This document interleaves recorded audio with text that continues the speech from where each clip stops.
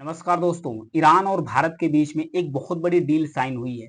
Deal यह है कि जो चाबहार बंदरगाह है ईरान का, इसे भारत को दे दिया गया है 10 साल के लिए।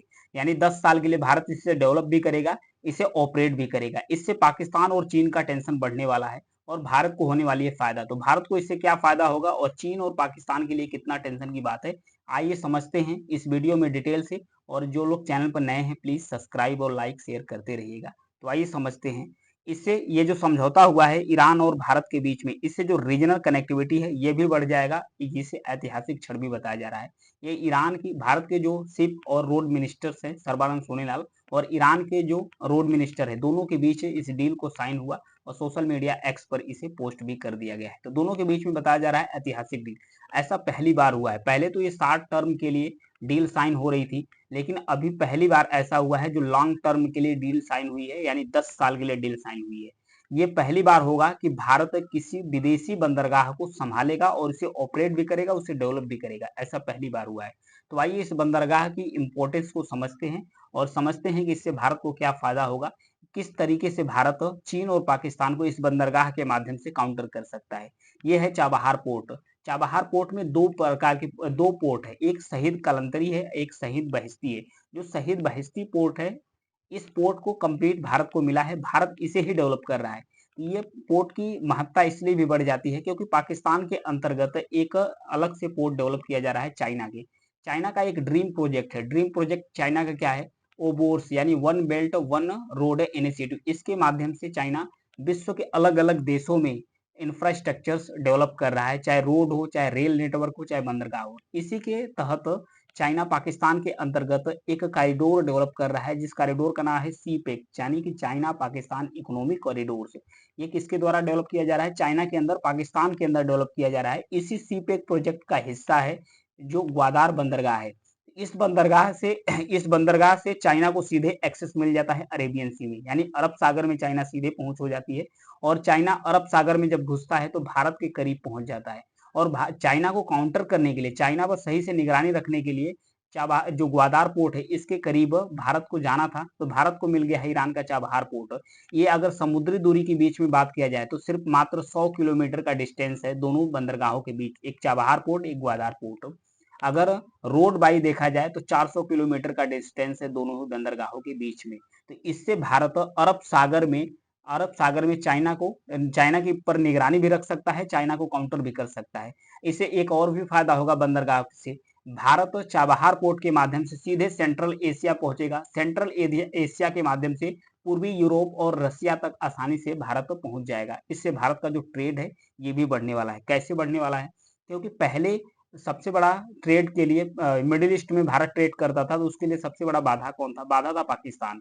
पाकिस्तान एक ट्रांजिट रूट प्रोवाइड्स करता था, यानी कि भारत को कोई भी सामान अगर भेजना है अफगानिस्तान के अंतर्गत, तो ये रूट पाकिस्तान से लैंडमार्क से होकर ही जाता था। पाकिस्तान इसको हाई चार्ज करता था, उसके साथ बहुत सारी बाधाएं उत्पन्न करता था, बहुत सारे टैक्स, बहुत सारी चीजों को प्रतिबंधित कर देता था पाकिस्तान। इससे भारत और अफगानिस्तान के बीच में जो व्यापार है ये कम होता था। तो अफगानिस्तान और पाकिस्तान के बीच में तनाव है, तो अफगानिस्तान को भी चाहिए एक एक्सेस व्यापार करने के लिए। तो ये चाबहार पोर्ट के माध्यम से चाबहार पोर्ट को और भी आगे तक डेवलप किया गया है। यहाँ पर देख सकते हैं, जैसा कि ये देखिए, ये है चाबहार पोर्ट है ईरान के अंतर्गत। यहीं से 100 किलोमीटर समुद्री मार्ग से अगर दूरी देखा जाए तो यह है ग्वादार पोर्ट, जो पाकिस्तान के अंतर्गत है। इस पोर्ट से अगर लैंड से दूरी है तो दोनों के बीच में 400 किलोमीटर की दूरी है। तो इससे जो आसानी से पहुंच जाएगा, भारत सेंट्रल एशिया तक पहुंचेगा और मिडिल ईस्ट तक पहुंचेगा, फिर रूस तक पहुंचेगा, यूरोप तक भारत आसानी से पहुंच सकता है।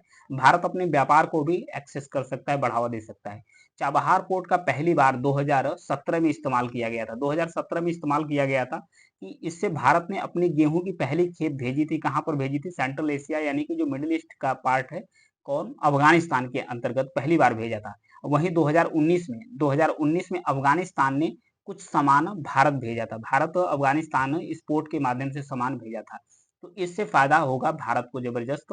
और चाइना और पाकिस्तान को काउंटर करने के लिए जो चाबहार पोर्ट है रणनीतिक रूप से और भी महत्वपूर्ण है। चाबहार पोर्ट इसलिए और भी महत्वपूर्ण हो जाता है क्योंकि ये ग्वादार बंदरगाह के करीब है, जिसे पाकिस्तान के अंदर है, जिसे डेवलप किसके द्वारा किया जा रहा है? चाइना के द्वारा डेवलप किया जा रहा है।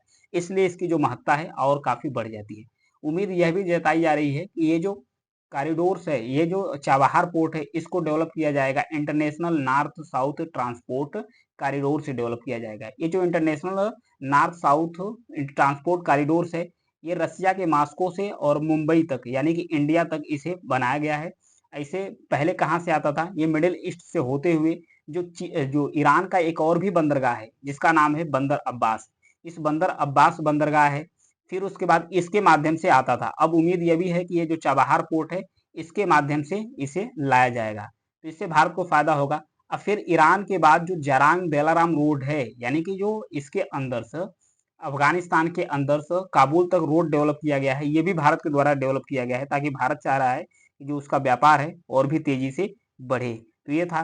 तो जो इंटरनेशनल ट्रांसपोर्ट कॉरिडोर है, अगर इसके बीच में अगर दूरी की बात किया जाए तो दूरी टोटल, चाहे समुद्री मार्ग हो चाहे रोड मार्ग है, लगभग 7200 किलोमीटर दूरी को कवर करता है। तो इससे फायदा होगा कि इतने दूरी तक भारत आसानी से व्यापार कर सकता है और पाकिस्तान और चीन को आसानी से काउंटर किया जा सकता है। इसके अलावा जो चाबहार पोर्ट है इसका सबसे बड़ा फायदा यह होने वाला है, ये पाकिस्तान को बाईपास कर रहा है। सबसे बड़ा फायदा इसका क्या है? ये पाकिस्तान को बाईपास कर रहा है। अब पाकिस्तान की जरूरत नहीं है भारत को central Asia, Afghanistan, middle east और पूर्वी यूरोप और रसिया जाने के लिए। अब चाबहार पोर्ट है, इसके माध्यम से भारत खुद ही जा सकता है और एशिया तक, मध्य एशिया तक भारत की आसान पहुंच होगी। इससे भारत का जो रूट है, ट्रेड रूट है, ये भी बढ़ेगा। और जो चाइना एक्सपेंस कर रहा था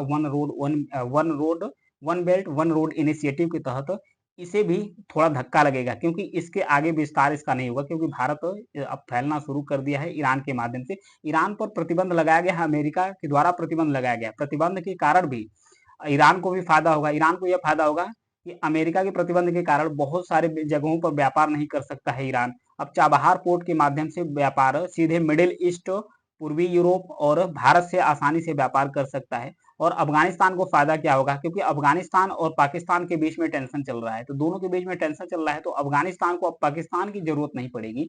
अब अफगानिस्तान सीधे चाबहार पोर्ट के माध्यम से भारत आ सकता है और व्यापार कर सकता है, और सीधे अफगानिस्तान से सेंट्रल एशिया, फिर उसके बाद मध्य एशिया, पूर्वी यूरोप तक आसानी से अफगानिस्तान भी अपने व्यापार को एक्सपेंस कर सकता है। तो ये फायदा होगा भारत को भी, और मिडिल ईस्ट, ईरान और अफगानिस्तान को फायदा होगा। इसमें सबसे ज्यादा अगर टेंशन की बात है तो पाकिस्तान चाइना के लिए है, क्योंकि इन दोनों को इसका एक्सेस नहीं मिला है।